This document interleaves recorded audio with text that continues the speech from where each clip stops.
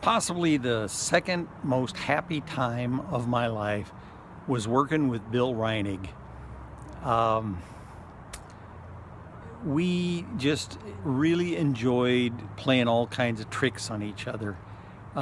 We would wait till the other one was deeply involved in some phone conversation, and then we would come in behind the other guy's chair and let a fart and walk out and close the door. And one day I figured out that when he was in the bathroom, if I slammed my palm on that bathroom door, it just made the most god-awful explosion. And if one of us happened to be standing up when the other one did that, the mess got made. And I remember that Philip Caputo, in his book about being in Vietnam, said that in an artillery barrage, your spirit would just seem to jump out of your body for a fraction of a second. That happened when that door got slammed. So, here's two men in their 30s sneaking up on the door and then slamming it just as hard as they could.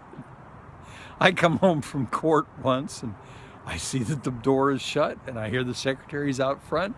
So I know that it ain't the secretary's, must be Bill. So I slammed that door. It wasn't Bill. It was a friend of one of the secretaries. So I went in my office and closed the door, and that poor gal came out and just left in a hurry. And we'd play racquetball with each other, and I didn't like it when he would serve to my backhand. I expected him to serve to my backhand, so I was all set for the backhand. And then if he served it to my forehand, I might not be prepared. And so if I could connect with that forehand, then I would aim it at him. And he thought that was very suspicious, that he would be running as fast as he could to his left to get away, to open up a clear field of fire, and I could still manage to hit him on his left shoulder. That didn't make any sense. It just didn't look like an accident to him. And then also, the night before a game, he'd drink a lot of beer and eat a lot of peanuts, and I would eat a lot of kimchi. And so one or the other of us would foul the court. We'd have to move to another court. We'd go through 3 or 4 courts in a morning. Jackie once was at the grocery store and she saw this jar of stuff called kimchi, and she read the ingredients, fermented Korean cabbage, and she thought, God, that sounds dreadful. I bet Nathan would like it. And I did like it, and I fed it to the kids and they liked it.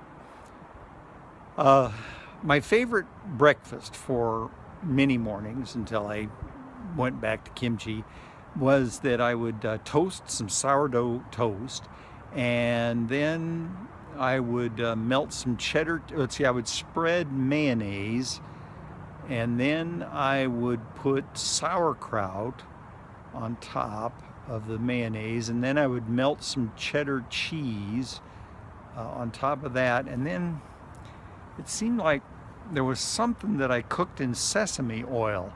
And if it's cold pressed, it doesn't go rancid. But boy, you buy that dark colored sesame oil, it's more flavorful, but boy, it goes rancid. Anyway, that was my favorite breakfast for a while, these sauerkraut and cheddar sandwiches. So this friend of mine, Mike, anyway, big guy, big gut, and he stopped in to eat breakfast with me once, and so he took a couple of bites and he said, Nathan, there's heartburn in this thing. And I said, nah.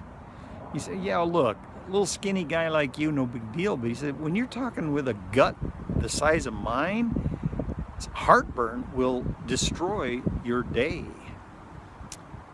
Those were happy, happy times.